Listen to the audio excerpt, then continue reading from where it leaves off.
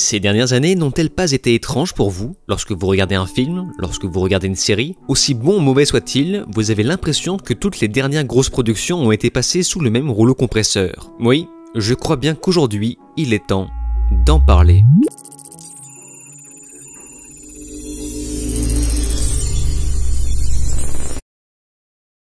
Salut à tous, c'est Vince sur Plottime. Qu'est-ce que vous me répondez si je vous dis « Get woke, go broke, ma gueule » ? Eh bien moi, je vous réponds « sophisme ». Voilà pourquoi j'utilise ce mot le moins possible. Je trouve que les gens l'utilisent beaucoup trop. Parce que oui, cette phrase veut tout et rien dire. Vous allez comprendre pourquoi dans cette vidéo. Vous l'avez sûrement remarqué, mais j'évite d'utiliser le plus possible le terme « woke » dans mes vidéos. Ou alors à la limite, quand c'est vraiment nécessaire, j'utilise le terme « Chewbacca ». Premièrement, parce que ce mot commence un peu à me sortir par les yeux tellement que je le vois partout. C'est infernal, surtout dans mes commentaires. Je récolte ce que je sème. Mais aussi et surtout parce qu'il est très mal utilisé. Non, les gens, voir un personnage noir ou homosexuel dans une fiction ne la rend pas woke pour autant, mais on va développer. En vérité, il y a une infinité de sujets à aborder dedans.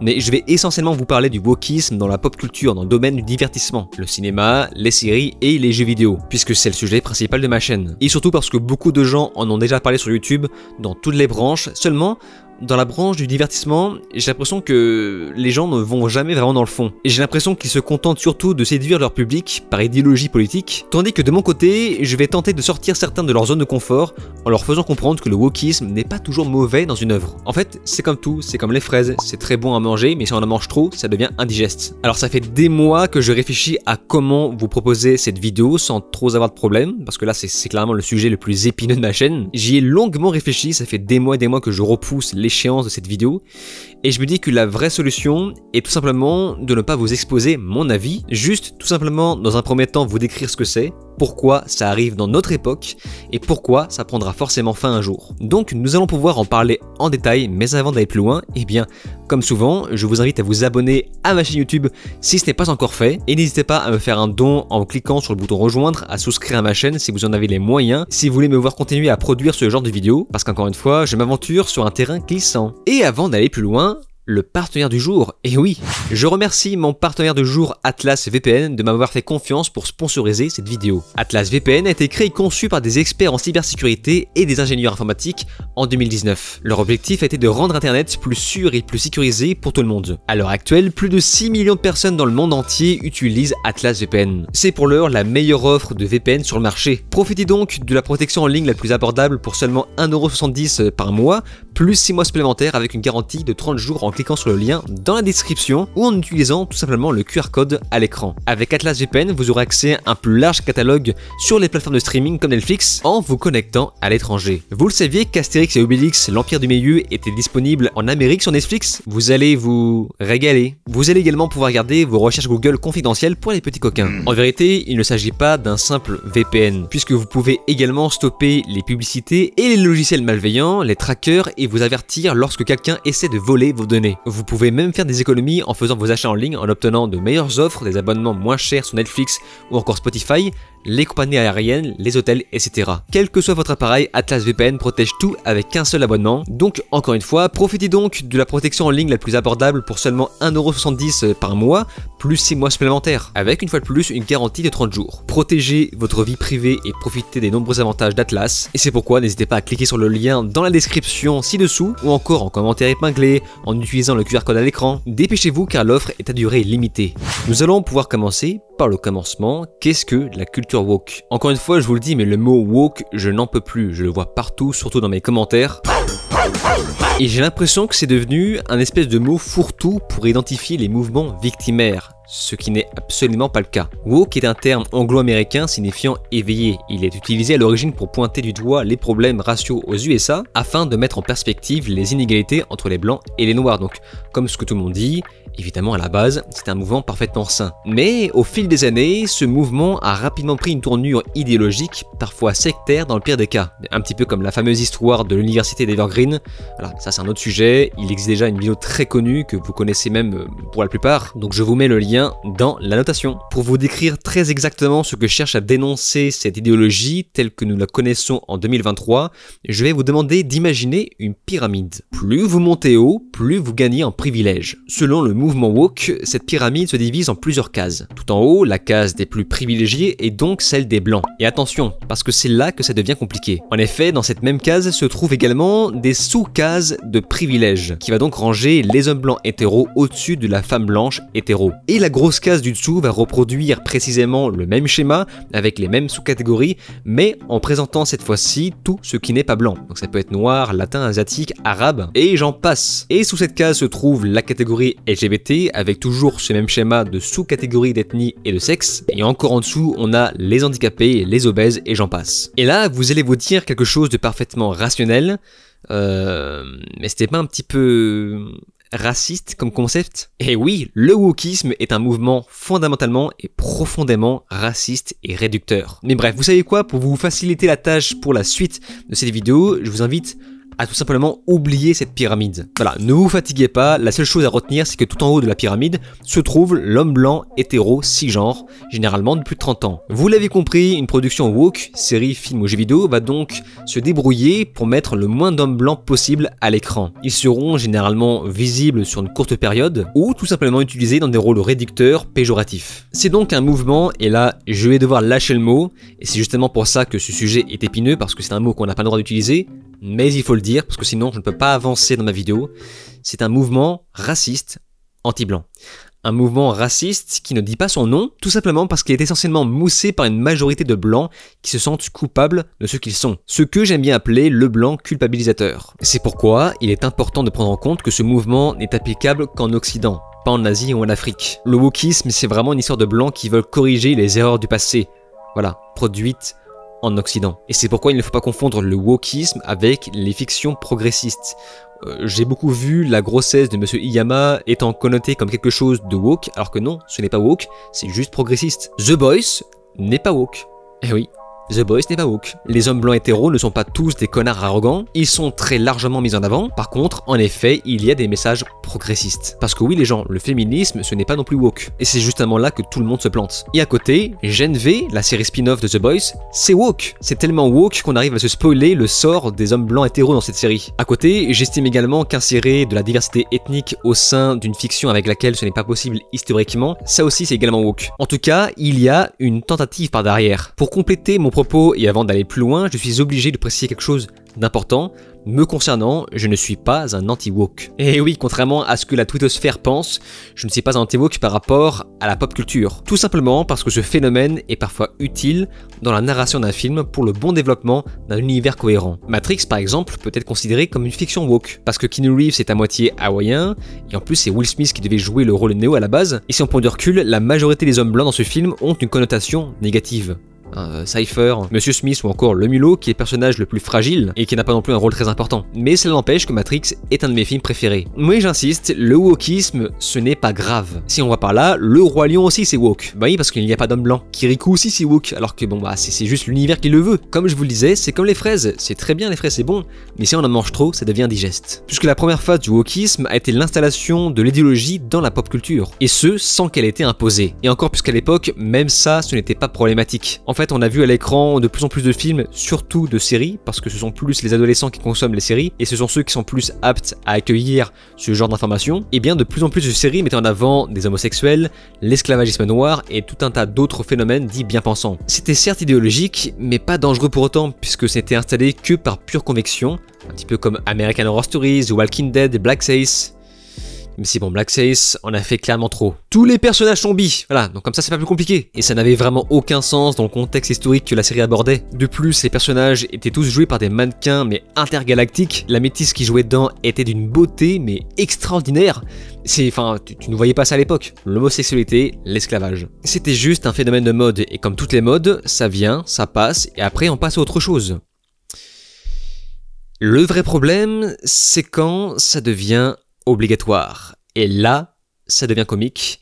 C'est justement là qu'on arrive au plus gros morceau de cette vidéo. Pourquoi le wokisme dévore la pop culture? Aujourd'hui, la durée estimée d'un phénomène de mode est largement passée et pourtant le wokisme est toujours présent et cette fois-ci dans quasiment toutes les grosses productions. Alors je vous avais déjà parlé de BlackRock dans ma vidéo sur Terminator Dark Fate et c'est un truc que beaucoup ignorent parce que beaucoup pensent que le wokisme est présent juste pour ne pas énerver les SJW sur internet. Et mon dieu, ce que vous n'y êtes pas, mon dieu. Les producteurs veulent juste se faire du fric. Vraiment, ils s'en foutent du reste. Même si, attention, il faut prendre en compte que Twitter a en effet un rôle important à jouer dedans, puisqu'ils sont un petit peu comme les juges. Voilà, ce sont ceux qui vont estimer si oui ou non c'est suffisamment woke ou pas. Quand Twitter pointe du doigt une marque estimant pas assez bien pensante, et si la marque remonte dans les tendances, vous savez, avec le hashtag, eh bien, en effet, l'entreprise va parfois devoir baisser son froc pour répondre aux exigences. Mais d'où diable ces exigences peuvent-elles bien venir? Alors, BlackRock est une société multinationale américaine de gestion d'actifs née en 1988. Elle permet de fournir des investisseurs et des conseils de gestion aux entreprises. Et c'est aujourd'hui le gestionnaire d'actifs le plus puissant au monde avec près de 9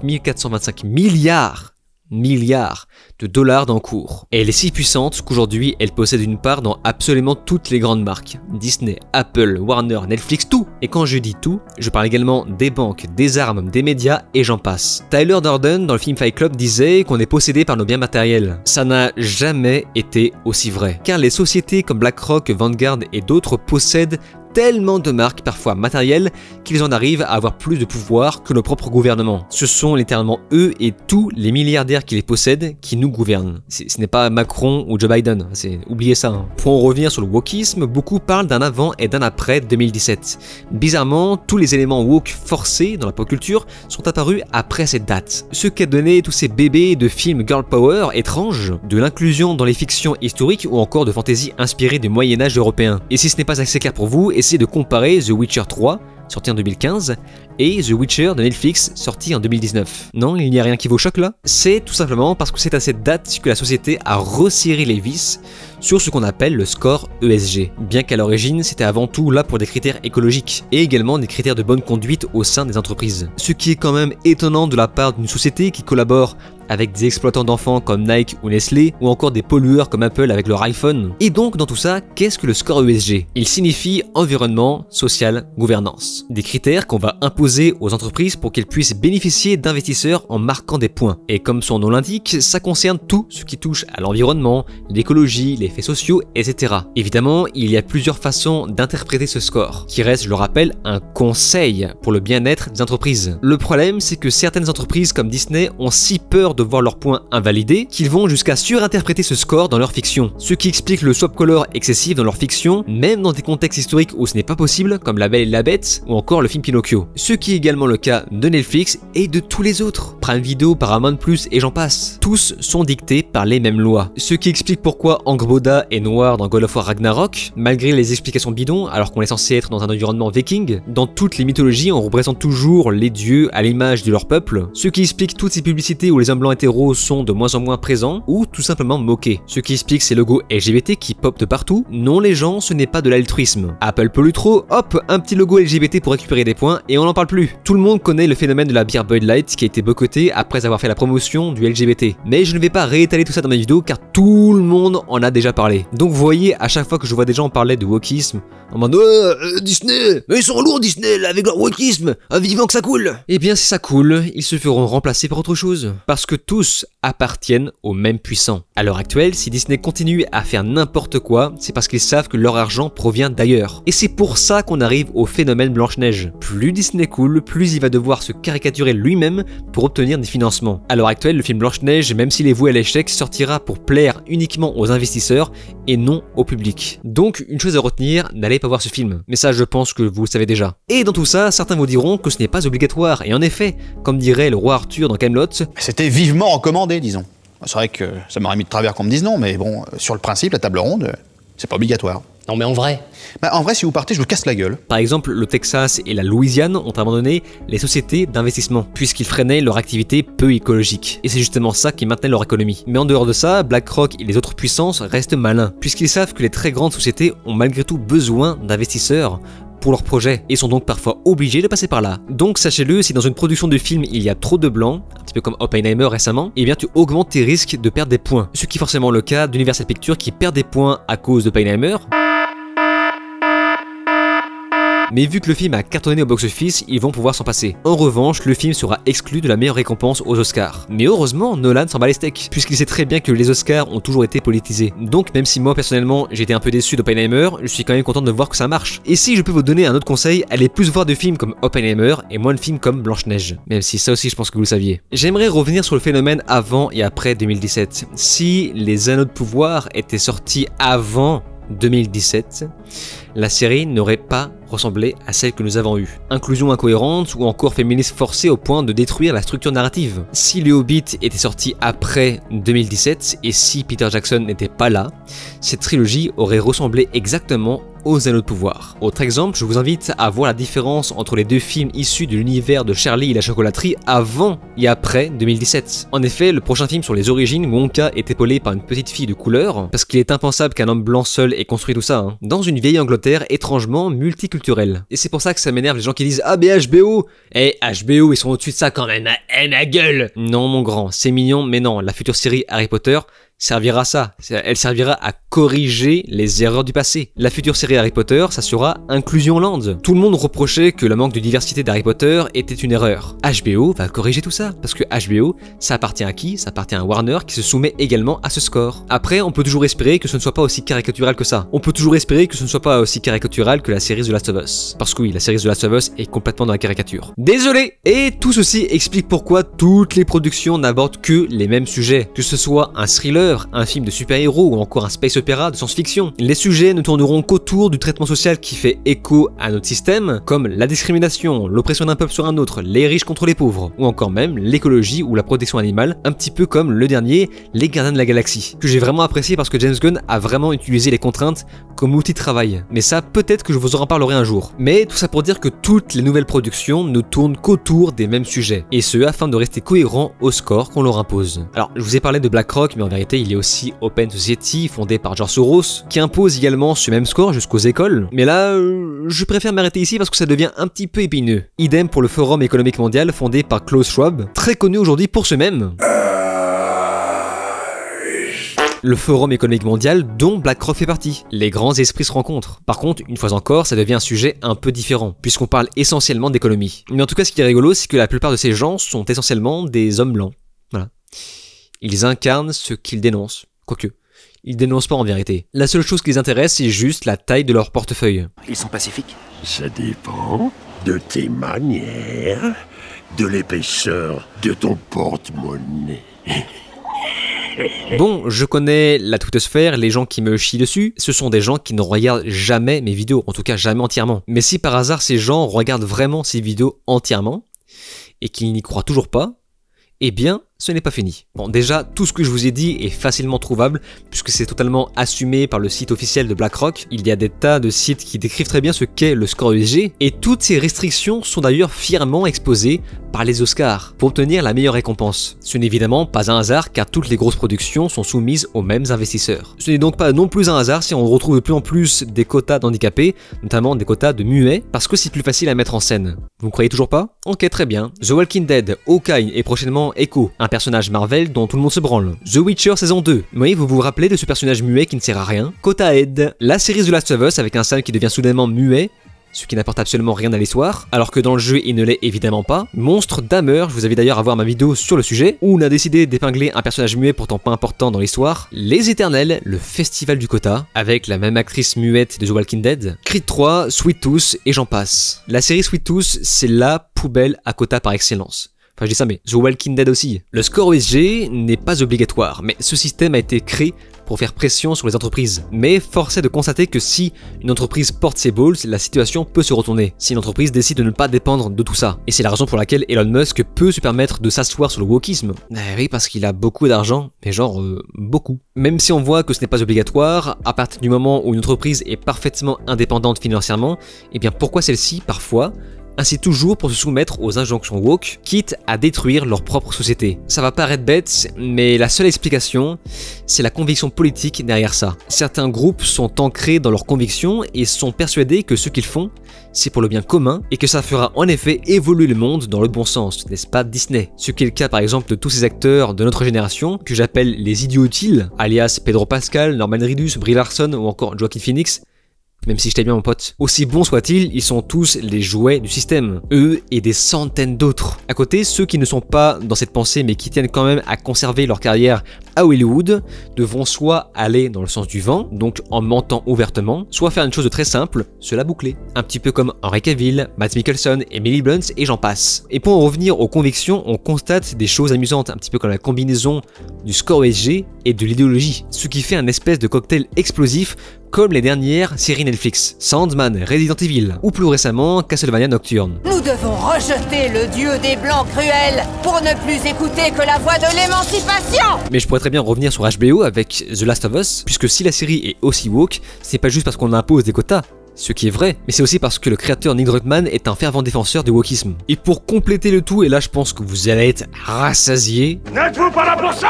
j'aimerais vous parler du test de Chewbacca, un test que j'ai moi-même créé. J'en ai parlé pour la première fois sur ma vidéo sur la série Halo. Et vu que cette vidéo a complètement bidé, et j'en suis triste parce que je l'ai vraiment travaillé, tout le monde est passé à côté de ce test qui aurait pu devenir un mème sur ma chaîne. Alors vu que tout le monde l'a raté, et vu que j'ai les droits sur ma propre vidéo, eh bien je me permets de vous retranscrire l'extrait en question dans cette nouvelle vidéo. En gros, je vous parle comment identifier la présence de Chewbacca dans une fiction.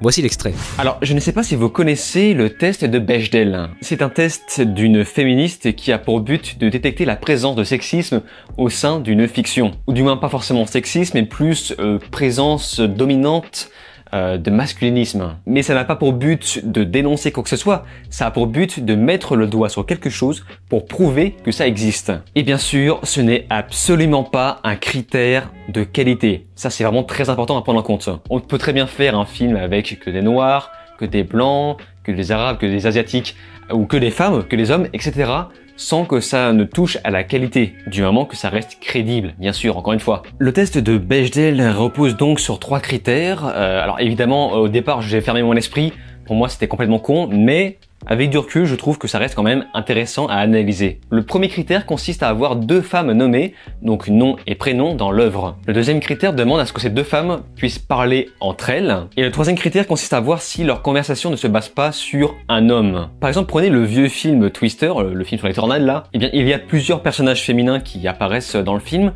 mais sauf que à chaque fois qu'elles interagissent entre elles, eh bien, c'est pour parler de l'homme, l'homme qui est au milieu. Enfin, le centre d'intérêt du film, c'est l'homme. Eh bien, moi, j'ai maintenant décidé de faire la même chose pour détecter et analyser la présence de Chewie, que j'ai appelé le test de Chewbacca.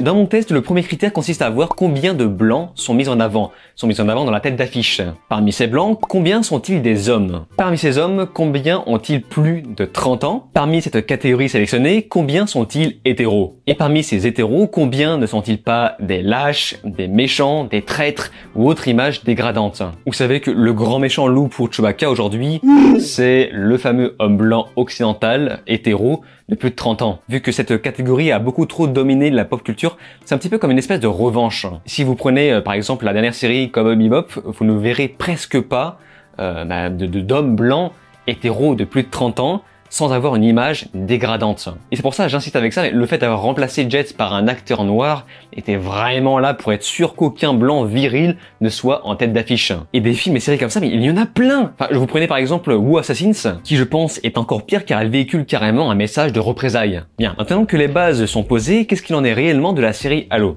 Eh bien, la série Halo est un peu différent. Déjà, on a tout, bien sûr, et le héros principal est blanc. Donc là, j'ai envie de dire, fin du débat. Mais le truc qui me déplaît dans tout ça, c'est justement le fait que le héros soit blanc. Eh bien, il faut compenser ça dans le reste en ramenant des mathématiciens qui va calculer le temps d'apparition de chaque ethnie à l'écran, et ça, mais je déteste. Vu que le héros est déjà un homme blanc, le reste du quota d'hommes sera compensé par des personnages noirs importants. Et donc, le reste du pourcentage de quota d'hommes blancs sera utilisé pour des personnages qui apparaissent pas longtemps, des personnages qui crèveront au bout de 2 minutes, et s'ils apparaissent trop longtemps, évidemment, ils seront utilisés pour jouer les mauvais personnages, les méchants, les gredins, ou même les mecs carrément bizarres. Et moi, personnellement, ça me dérange, non pas pour la discrimination, mais juste parce que ton univers, je n'y crois plus. Je ne crois plus à ce qu'on se voit, car on voit très bien que les ethnies ont été minutieusement choisies à l'écran pour que tout soit parfaitement homogène, ce qui n'est pas du tout le cas de la réalité, évidemment. Dans la vraie vie, rien n'est homogène.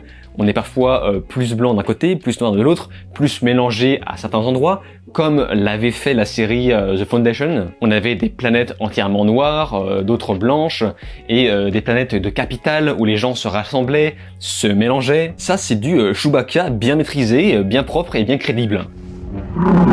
Et ce qui m'a vraiment fait sortir de la série, ce sont les tribus ou les colonies qui vivent sur plusieurs générations, j'imagine, et qui sont parfaitement diversifiées dedans, mais comment c'est possible? Et là vous allez me dire, mais du coup, à ma place, qu'est-ce que je ferais?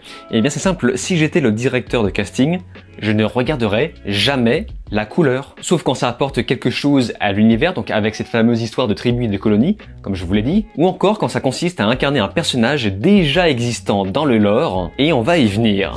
Le reste de cette vidéo s'écarte un tout petit peu du sujet, donc si vous voulez voir la suite, eh bien n'hésitez pas à cliquer sur le lien dans l'annotation. Vraiment, j'insiste, je suis plutôt fier de cette vidéo qui a un peu vieilli, mais pas trop non plus, parce qu'elle m'avait pris vraiment beaucoup de temps. Et pour compléter l'exemple d'Halo, j'aimerais vous donner d'autres exemples de productions soumises au score ESG. Bon, on va faire ça vite parce qu'en vérité, c'est dans toutes les nouvelles grosses productions, hein, donc que ce soit des films ou des séries. Lock and Key, une série où on a ramené des mathématiciens pour calculer la présence de blanc à l'écran. Si vous voyez un homme blanc de plus de 30 ans à l'écran, c'est soit parce qu'il est gay, soit parce qu'il est un traître, ou soit parce qu'il va crever. Les Éternels, encore une fois, que j'aime bien appeler le casting Black Carambar, ou plutôt comment se faire spoiler par le wokisme, puisqu'évidemment le seul mâle blanc hétéro au milieu de l'affiche, bah, c'est un mâle blanc. Donc qu'est-ce que ça peut être d'autre qu'un traître, ou qu'un mec qui meurt, ou tout simplement le grand méchant du film. Snowpiercer, la série, bon, je vous en ai déjà parlé plein de fois sur ma chaîne. Lovecraft Country, pareil, j'ai déjà fait une vidéo entière où je parle de ça. Falcon et le soldat de l'hiver, voilà, une série sur le Black Lives Matter. Wonder Woman 2, alors j'ai fait une vidéo où je parle vraiment en détail du wokisme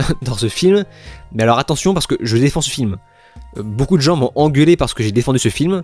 Si vraiment ça m'a surpris, d'accord, ok, calme-toi. Mais par contre, dans ces vidéos, je parle du wokisme de façon ultra détaillée, et vous allez voir que les exemples donnés sont à mourir de rire. The Batman, un classique, j'ai adoré ce film. Voilà, c'est pour moi un très bon Batman. Mais quand on y prend du recul, c'est vrai que ça reste les méchants blancs contre les gentils noirs. Les seuls blancs hétéros gentils sont les fameux repentis, voilà, un petit peu comme Alfred ou encore Batman qui culpabilise d'être ce qu'il est, mais genre littéralement. Les seuls gens dont on s'occupe dans cette ville, c'est les gros enfoirés blancs et pétés de thunes. Sandman, bon, ça se passe de commentaires, il y a trop à dire, et c'est justement pour ça que j'en ai quasiment pas parlé dans ma vidéo dédiée à cette série. La série Silo d'Apple TV sortie cette année, pour moi, le plus gros problème de cette série, c'est justement le wokisme, voilà, parce que, encore une fois, ou comment se faire spoiler par le wokisme.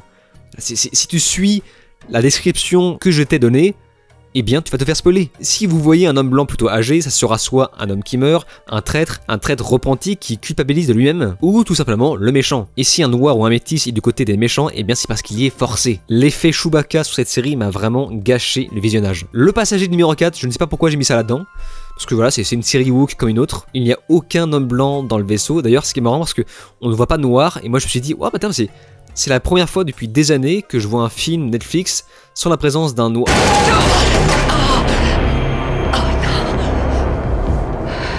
Ah non, j'ai rien dit en fait. Kate de Netflix, sorti en 2021, voilà, encore une fois, si vous avez envie de vous spoiler, eh bien regardez ce film en prenant en compte que c'est woke. Babylon, sorti cette année, si ce film était sorti avant 2017, il ne ressemblerait pas à ça. Alors ce n'est pas spécifiquement woke, mais par contre il y a clairement du côté maladroit. Prenez exemple sur le long baiser de l'asiatique qui ne sert à rien à part dire « Eh salut, je suis asiatique et je suis homosexuel ».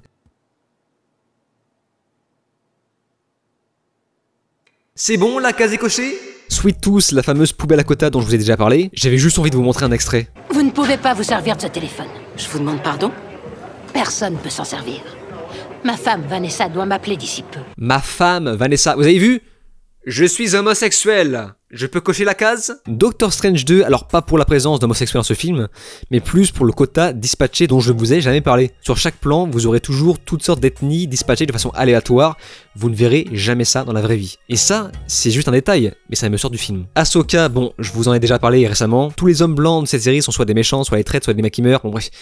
On ne va pas revenir dessus. Bon, maintenant, on va commencer doucement à entrer dans la phase de la lueur d'espoir. Avec une première chose, savoir être malin avec le score ESG. Et là, je vais encore parler de cette série, House of the Dragon. Au lieu d'étaler son cahier des charges comme un crétin, comme l'avait très bien fait The Witcher ou encore Les Anneaux de Pouvoir, cette série Game of Thrones a décidé d'utiliser ses contraintes comme outil de travail. Il met en avant le féminisme, la diversité ethnique, l'homosexualité etc. Mais ce n'est pas woke pour autant. Les hommes blancs hétéros ne sont pas tous discriminés, et ça c'est dû au fait que les personnages sont ni bons ni mauvais, et avec ça l'univers reste à peu près cohérent. Pareil pour les Gardiens de la Galaxie 3, dont je vous ai parlé au début de la vidéo. James Gunn a utilisé les contraintes comme outil de travail, et apparemment il en fait de même pour le prochain film Superman, et ça c'est cool. Pareil pour Severance, tous les quotas sont là, toute la famille est réunie, on a la diversité, les homosexuels, mais ça ne tombe jamais dans la caricature. En revanche, ce qui m'inquiète, c'est que cet outil de travail soit limité, et que parfois une fiction pour cocher des cases se retrouve à faire des coming out sortis de nulle part, quand on n'a plus le temps de développer quoi que ce soit. Ce qui était le cas de Jaskier dans la saison 3 de The Witcher, alors qu'évidemment dans les livres il n'est absolument pas homosexuel, encore moins dans les jeux, et vu qu'il n'avait pas le temps de mieux développer ça et qu'il devait cocher la case homosexuelle, et bien paf, Jaskier homosexuel. On dirait de la magie! Je pourrais prendre aussi pour exemple Porthos dans le film Les 3 Mousquetaires sorti cette année, avec un petit coming out sorti de nulle part. Ah, vous aimez les... Pourquoi pas? J'aime tout ce que je peux mettre dans mon lit ou dans mon assiette. Case cochée. Mais maintenant, la grande question arrive. La grande question. Est-ce que nous verrons fin à tout ça? Alors, je vais être direct.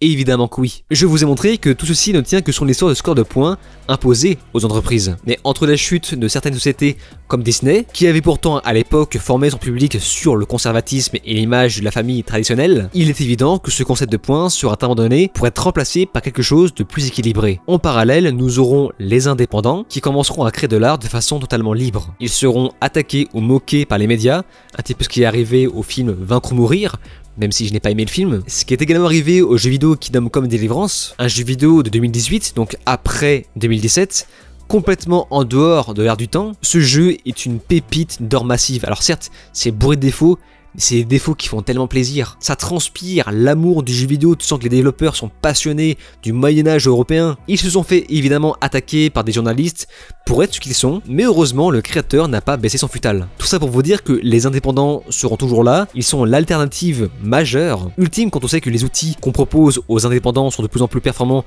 pour créer des jeux vidéo ou même des films de qualité, et en grandissant ils vont encourager les plus petits à se lever. Par contre attention, j'en ai vu certains s'enthousiasmer pour rien, car le président de BlackRock, Larry Fink, a déclaré abandonner le score ESG, alors qu'en vérité il veut juste se débarrasser du terme devenu trop polémique. Mais ne vous en faites pas, les critères sont toujours ancrés dans les sociétés, donc ça ne change absolument rien. Quoi qu'il en soit, lorsque tout ceci s'écroulera, les productions woke existeront toujours, mais elles viendront du cœur. Et si ce n'est pas le cas, c'est le temps qui s'en chargera. L'histoire nous a toujours montré que les sociétés, aussi grosses soient-elles, ne durent jamais dans le temps à cause de leur gourmandise. Tout ce qui touche à l'argent n'est jamais éternel. Entre l'explosion des dettes, des économies, de l'inflation et des conflits de guerre partout sur Terre, sans oublier les autres puissances mondiales auxquelles les USA seront bien obligés un jour de baisser leur fut, nous renvoie au constat d'une grande remise à zéro qui verra le jour de gré ou de force. Et quand ce jour arrivera, une nouvelle vague créative naîtra comme on ne l'avait jamais vu auparavant.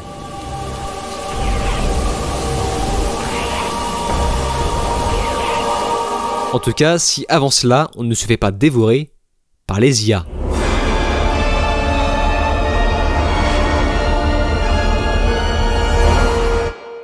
Voilà, j'arrive au bout de cette vidéo. Alors, le tournage pour moi a duré 1h30.